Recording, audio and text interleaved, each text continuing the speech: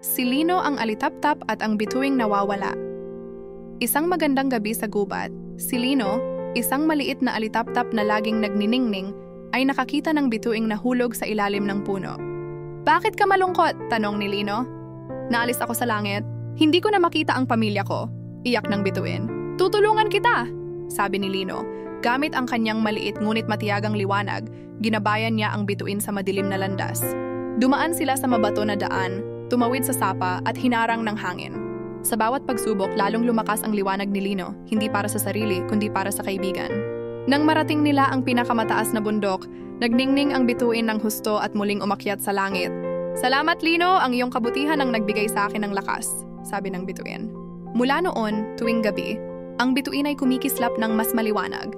Paalala na ang pagmamalasakit at pagtulong nang walang hinihintay na kapalit ay nag-iiwan ng liwanag na hindi kailanman mawawala.